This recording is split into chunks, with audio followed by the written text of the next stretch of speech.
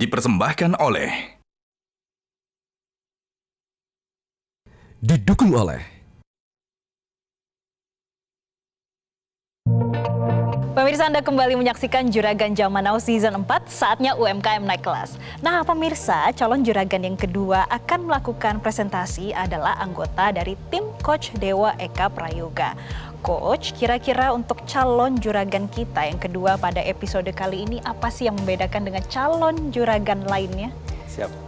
Silakan, Coach. Ya. Peserta Juragan Zaman Now kali ini adalah seorang mantan lawyer dan juga penyidik korupsi yang akhirnya memutuskan resign dan banting setir jadi seorang pengusaha. Ya, tentu perjuangannya tidak mudah, dari nol, ya, terus merangkak sampai akhirnya membuat sebuah produk dengan produk bebek. Namanya adalah bebek oblok. Apa itu? Daripada penasaran, langsung aja kita saksikan.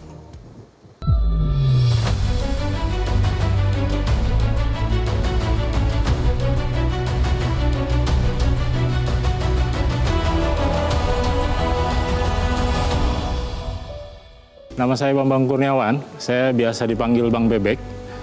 Saat ini di depan Bapak dan Ibu sudah ada menu makanan yang biasa kami sediakan di warung Bebek Oblok Benyamin. Monggo Bapak dan Ibu mungkin bisa dicicipi dulu.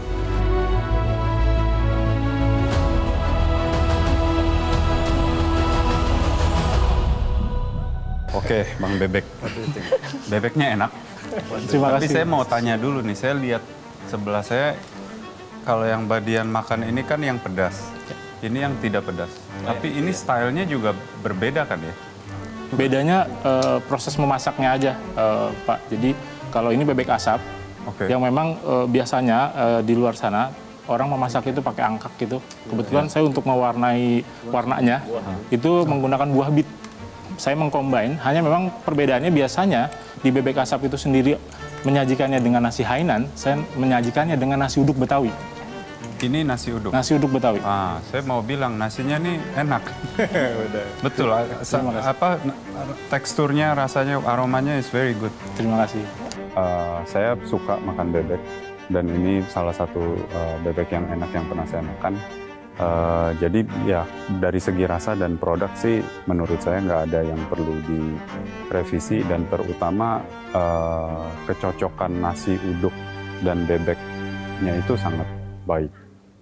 Alhamdulillah dari tahun 2015 saya membuka usaha ini, saat ini sudah memiliki legalitas seperti HKI, sertifikat halal dan juga NIB beserta turunan-turunannya. Dan yang membedakan, amat sangat membedakan dari produk kami adalah kami masih menggunakan tradisional dan memasaknya menggunakan arang kayu rambutan yang saat ini masih kami pertahankan. Produknya, saya tadi malam makan bebek baru sama teman-teman. This is very good. Karena dan soft, apalagi saya mendapatkan yang tidak pedas, yang asap. Saya tadi takutnya looks good tapi akan terlalu biasanya alot lah kira-kira begitu.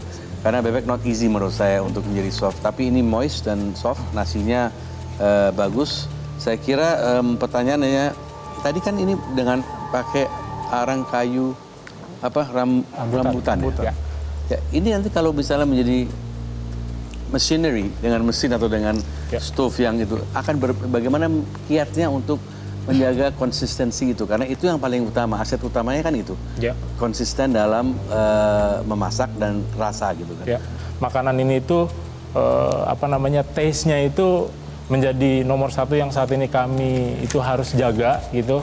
Kalau memang misalnya rasa dari ini menggunakan itu akan berbeda, itu saat ini saya justru masih memerlukan bimbingan daripada beberapa coach yang ada. Saat ini memang masih melakukan trial and error.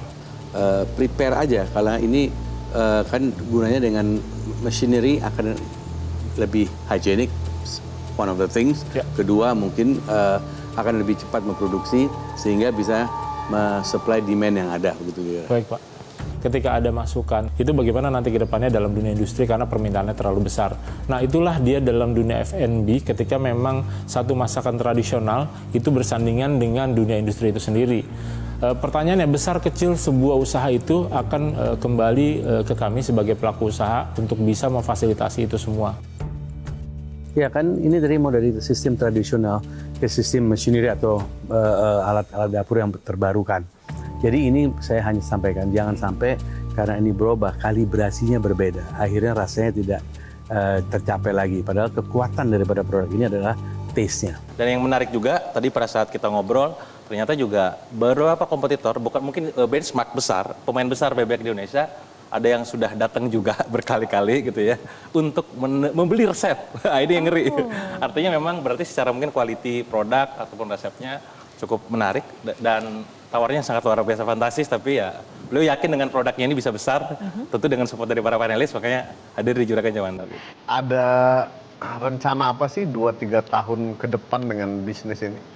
Saya mau memperbesar usaha ini, cuma saat ini memang segmentasi saya mau memperkuat based on kami di warung saat ini untuk bisa menjadi warung yang legendaris begitu, karena saat ini basicnya kami membawa masakan Nusantara dan juga alhamdulillah sudah bisa dipercaya dan mendapatkan legacy dari kementerian untuk ini menjadi warisan Nusantara Indonesia. 3 sampai 5 tahun ke depan saya akan buka 1 sampai 3 outlet lagi di beberapa kota besar.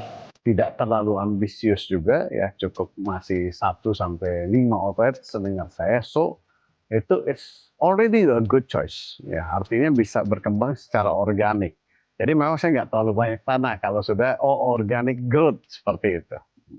Nah, adapun kebutuhan yang kami butuhkan saat ini adalah kami akan mengembangkan usaha kami untuk bisa membuka satu warung tendaan yang saat ini lagi tren gitu dalam bentuk open kitchen. Nah, jadi saat ini kami membutuhkan dana untuk bisa merealisasikan demand yang kami miliki saat ini, kurang lebih di 30 juta. Nanti 40%-nya kami akan alokasikan untuk membeli peralatan dapur, dan 20% untuk sarana dan prasarana, dan di 40%-nya itu akan kami lakukan renovasi untuk open kitchen itu sendiri. Gitu.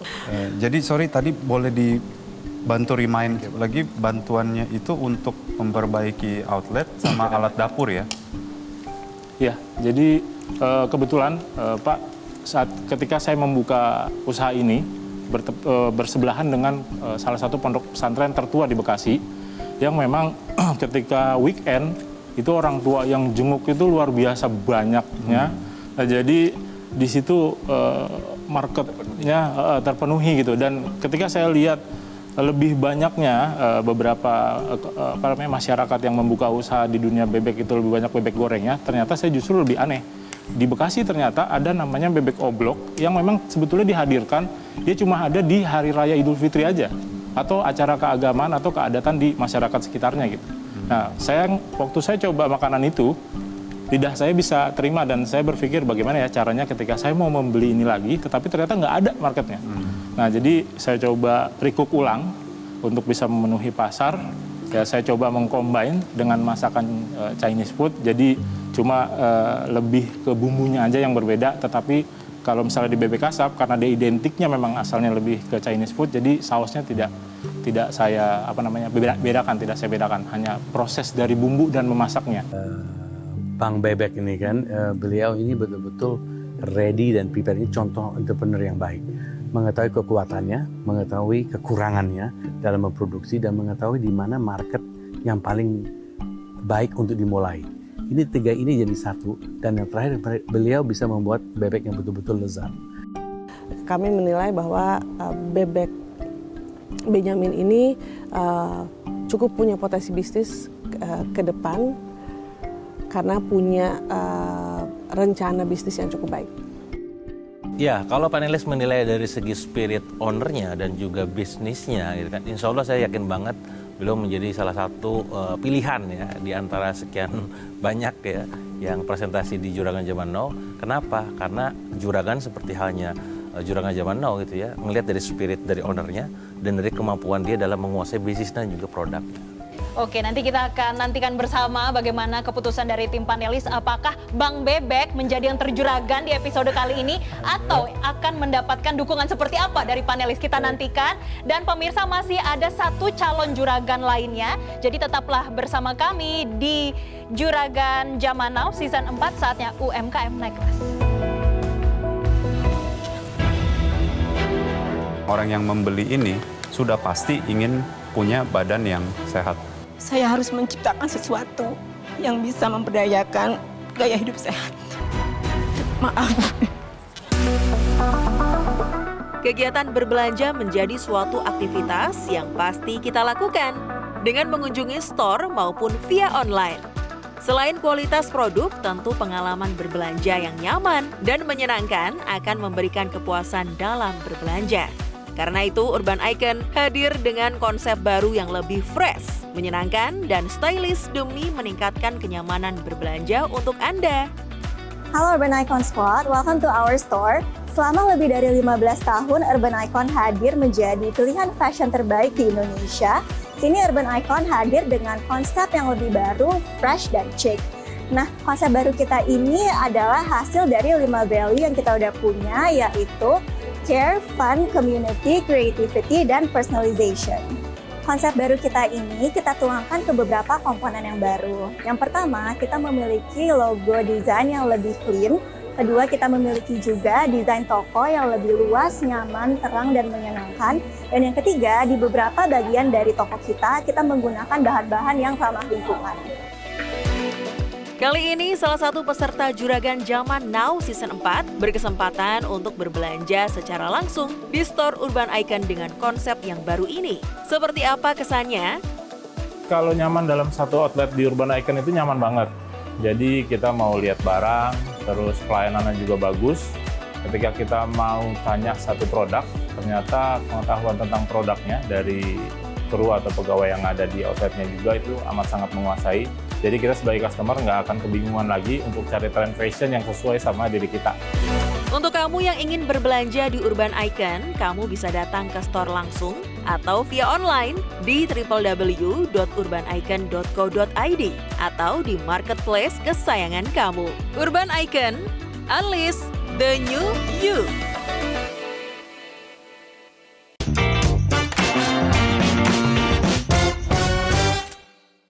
Dipersembahkan oleh, didukung oleh Jelajahi cara baru mendapatkan informasi. Download Metro TV Extend sekarang.